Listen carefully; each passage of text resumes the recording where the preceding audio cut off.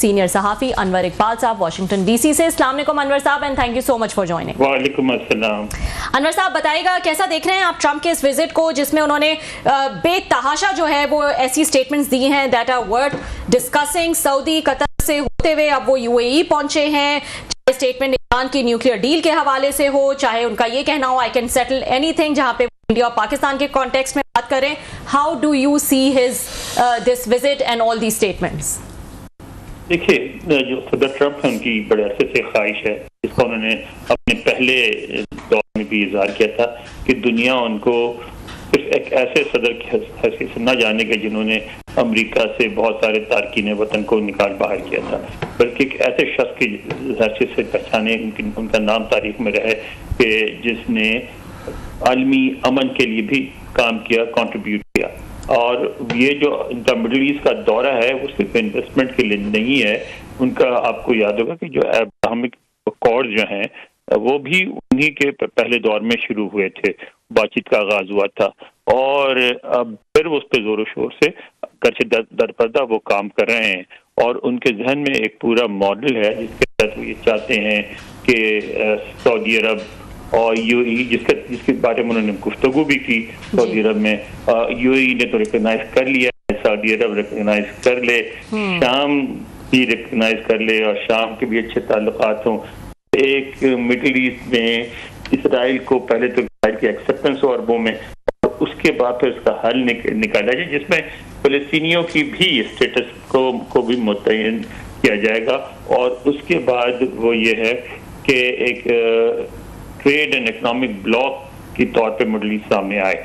इसी सिलसिले में उन्होंने वो जनूबी एशिया में भारत और पाकिस्तान के दरमियान भी उन्होंने कोशिश की, क्योंकि एक स्टेज ऐसा आया था जिसमें उनको लगा था कि जंग जो है बहुत तेजी से न्यूक्लियर जंग में तब्दील हो सकती है। वहाँ उन्होंने बड़ी एक्टिवली इसमें उन्होंने इंटरवीन किया और जंग को रुकाया, और अब वो चाह भी रहे हैं, शायरी भी कर रहे हैं कि जो असल मसला है कश्मीर, उसको भी आप हल करने की कोशिश करें, कोई बातचीत के जरिए निकालने कोई रास्ता। तो सदर ट्रंप की जो सारी कोशिशें हैं वो इसी तरफ इशारा करें कि अपने आप को वो एक आलमी अमन के लीडर के तौर पे अपनी शनाख्त करा सकें।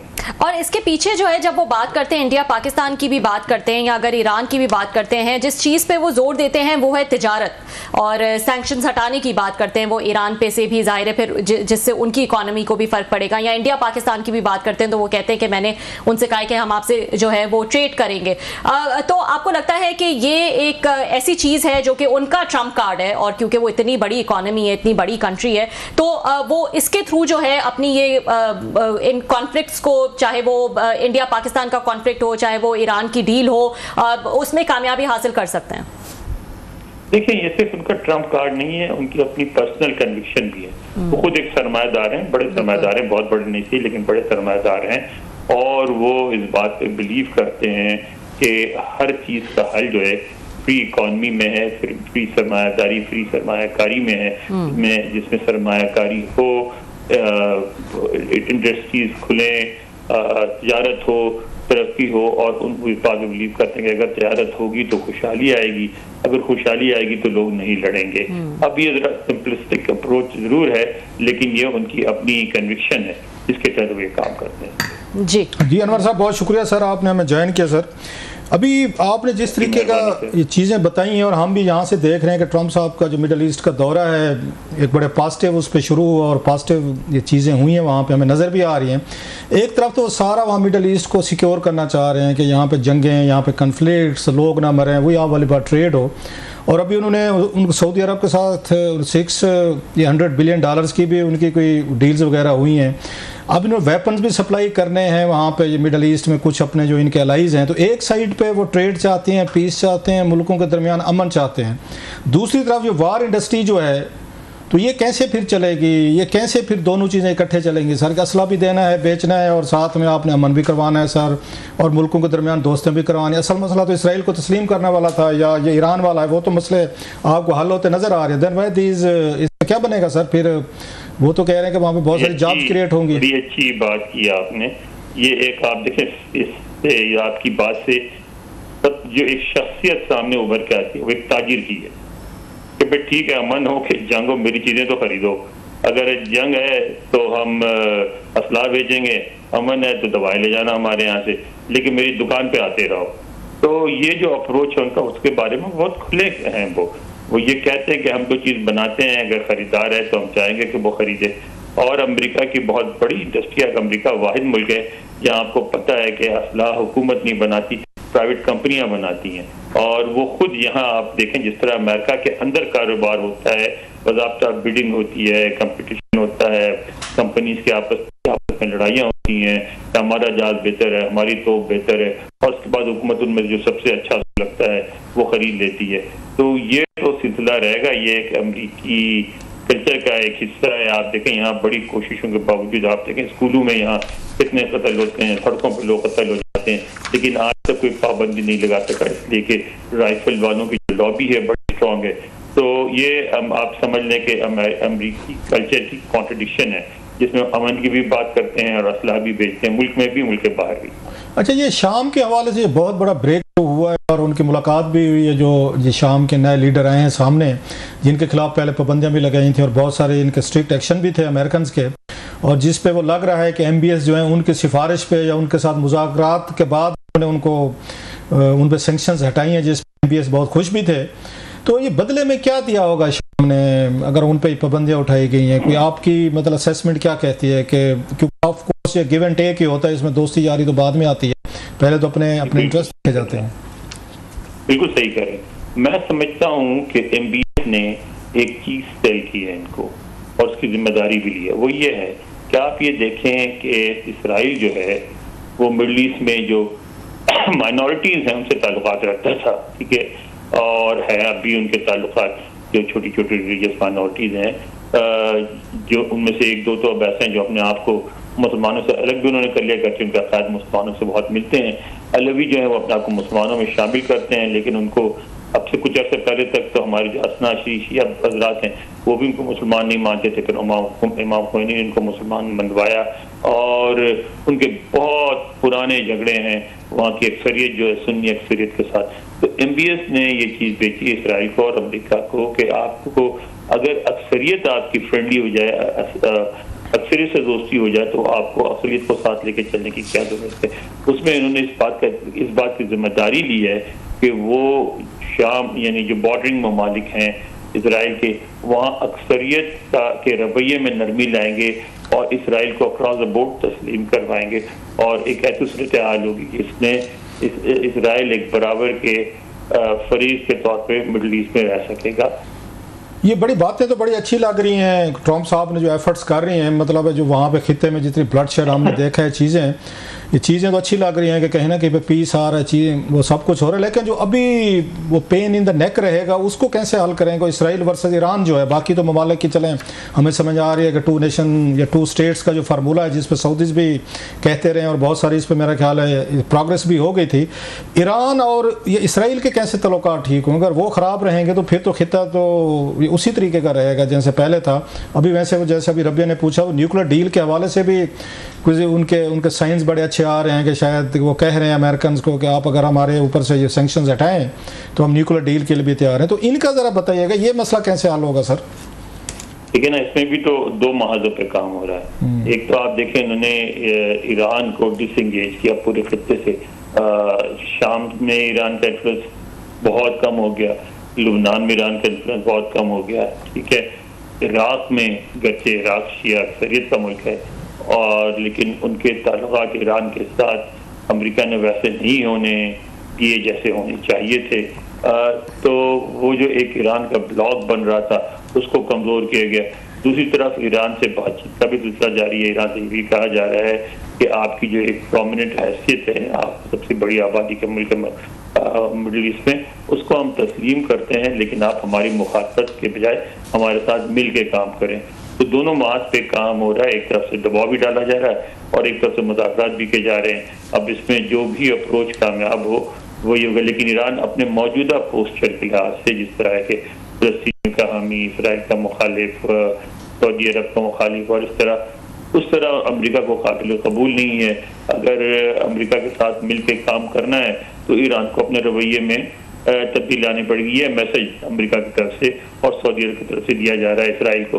جو آپ نے پہلے بات کی تھی سعودی عرب کو ہتھیار بیچنے کی، وہ بھی اسی وجہ سے ہے کہ ایران کو یہ احساس دلایا جائے کہ اب سعودی عرب اتنا مضبوط ہو گیا ہے کہ آپ سعودی عرب کے ساتھ براہ راست جنگ نہیں کر سکتے، لڑائی نہیں کر سکتے، معاہدہ میرا خیال ہے آپ کو اگر ربیہ کے پاس کوئی پاکستان انڈیا ریلیٹڈ اب یہ بھی ہمارے ایشوز چل رہے ہیں، ذرا اس پہ میرا خیال ہے جی اس کی طرف آتے ہیں. بالکل. اور جب ہم ایران کی بھی بات کرتے ہیں تو ایک جو چیز سامنے آتی ہے وہ یہی نیوکلیئر ڈیل ہے.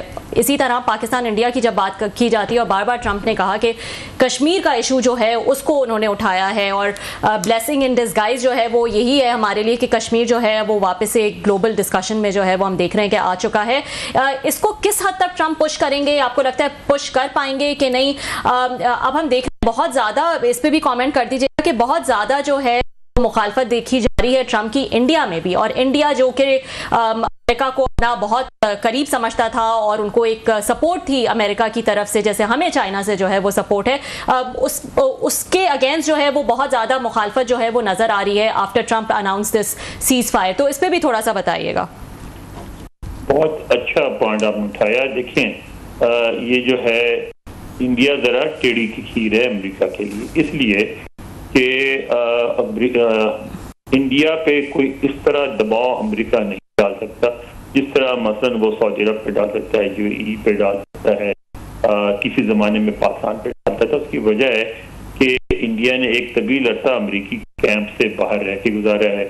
اس کے آج بھی سوویت یونین سے بڑے اچھے تعلقات ہیں، اس کا اپنا بھی ایک کیمپ موجود ہے اور پھر اس کا ایریا بھی بہت بڑا ہے، اس کی اکانومی بھی بڑی ہے.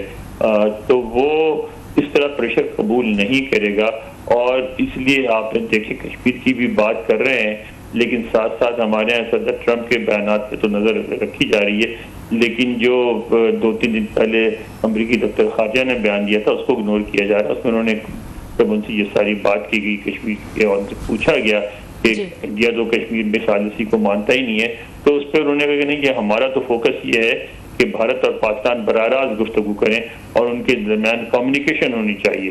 سب سے پہلے تو کمیونیکیشن ہو، شروع ہو آپس میں براہ راست بات چیت، پھر سارے راستے نکل آئیں گے. پہلی کوشش ہماری یہی ہے. یعنی پھر وہی بات آ گئی کہ جو بھارت کہتا ہے کہ انڈیا اور پاکستان مل کے اس مسئلے کو حل کریں، تو امریکہ پھر جب ان سے مزید جب وہ سوالات کی گئے تو انہوں نے کہا کہ صدر ٹرمپ انہی کانفلکٹس میں ایک رول ادا کر سکیں گے جن میں جو فریقین ان کا رول چاہتے ہیں، اگر وہ ہر مسئلے کو حل نہیں کر سکتے.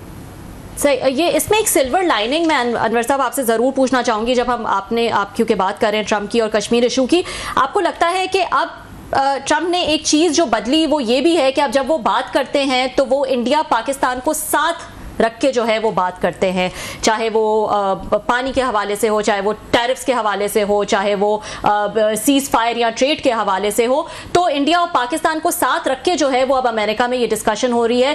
رادر دین جب ہم پاکستان کی بات کرتے تھے امریکہ کی طرف سے تو وہ پاک افغان پالیسیز جو ہوتی تھی اس پہ کافی اعتراض بھی اٹھایا جاتا تھا کہ آپ ہمیں صرف ٹیررزم سے اور افغانستان سے ریلیٹ نہ کریں. تو یہ ایک شفٹ آیا ہے اور اس کو ہمیں اب آگے لے کے چلنا جو ہے ہمارے لیے ایک اپرچونٹی، ایک پوزیشن آف اسٹرینتھ سے ہم اس کو آگے لے کے چل سکتے ہیں. یہ بھی بہت اہم ایک اور بہت اہم نقطے کو آپ نے ہائی لائٹ کیا ہے. بات یہ ہے کہ اس میں تو حماقتیں ہیں نا بھارتی وزیر اعظم نریندر مودی کی جس کی وجہ سے ان کے ہاں بڑی موومنٹ بھی چل رہی ہے ان کے خلاف. بہت سے لوگ باتیں کرنے لگے ہیں کہ انڈیا نے بڑی کوشش کر کے اپنے آپ کو پاکستان سے ڈی ہائیفینیٹ کیا تھا، اور وہ کہتے یہ کیا انڈیا پاکستان انڈیا خود اپنے طور پہ بہت بڑی طاقت ہے، صرف ہماری بات کریں. اب انہوں نے حملہ کر کے دوبارہ ہائیفینیٹ کر دیا ہے، اور جو ایک پاکستان کی پوزیشن رہی ہے ہمیشہ سے کہ کشمیر ایک نیوکلیئر فلیش پوائنٹ ہے، اس کو حل کیا جائے ورنہ کسی وقت بھی کچھ بھی ہو سکتا ہے، وہ بات پھر ہائی لائٹ ہو گئی ہے. اور میں سمجھتا ہوں کہ اب انڈیا کو ایک طویل عرصہ لگے گا اپنے آپ کو دوبارہ ڈی ہائیفینیٹ کرنے میں، کیونکہ انہوں نے یہ جنگ کر کے یہ ثابت کر دیا کہ انڈیا اور پاکستان کا جھگڑا موجود ہے اور کشمیر ایک نیوکلیئر فلیش پوائنٹ ضرور ہے. تو اب تو یہ پھر انور صاحب اس کے ساتھ یہ بھی کہ جو ہم دیکھ رہے ہیں اس کو بہت سارا اس وقت انڈیا میں اگر آپ فالو کریں تو بہت زیادہ بیک لیش آ رہا ہے، جے شنکر صاحب پہ بھی آ رہا ہے، مودی صاحب بھی آ رہا ہے کہ دیر از اے ہیوج ڈپلومیٹک ڈیزاسٹر، بلکہ وہ کہتے ہیں ڈپلومیٹک ٹائٹینک ہیز، مطلب دوسرے لفظوں میں ان کا ڈوب گیا ہے، کہ اس طرح کہ انڈیا اور امریکہ کے درمیان جو پچھلے 2-3 دنوں میں ہم نے دیکھا ہے تعلقات خراب ہوئے ہیں. آج انہوں نے وہ بھی کر دیا، انہوں نے ایپل کو بھی کہہ دیا کہ جناب کہ آپ وہاں پہ $500 بلین کی انویسٹمنٹ کریں. انڈیا ناراض ہیں کہ ٹرمپ صاحب نے ٹویٹ کر کے بار بار کہا ہے چیز کرے، وہ مودی صاحب نے تقریر میں کہا جناب پاکستان نے ریکویسٹ کی تھی.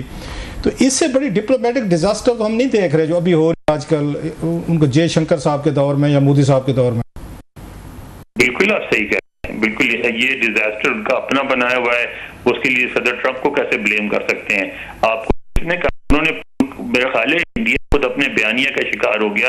انڈیا یہ سمجھتا تھا کہ پاکستان اس پوزیشن میں نہیں ہے اپنے آپ کو ڈیفینڈ کر سکے اور ہم جائیں گے اور بڑی آسانی سے کافی نقصان پہنچا کے پاکستان کو اپنی بات ماننے پہ مجبور کر دیں گے. ایسا نہیں ہو سکا، ان کو ڈس انگیج کرنا پڑا. اب جب ڈس انگیج کر کے واپس آئے تو وہ جو آپ نے دیکھا یکلخت پاکستان کا جو اسٹیٹس تھا وہ بہت بڑھ گیا، بحال ہو گیا، اور جو ہے انڈیا کے امیج کو نقصان پہنچا. تو اب تو یہ اس کے لیے اس کے نتائج جو ہیں وہ میرا خیال ہے مودی صاحب کو بھگتنے پڑے. اچھا، ہم دیکھ رہے ہیں کہ جے شنکر صاحب کے دور میں 2019 سے آئے بہت زیادہ سخت انہوں نے اپنی پالیسی رکھی اسپیشلی پاکستان کی طرف.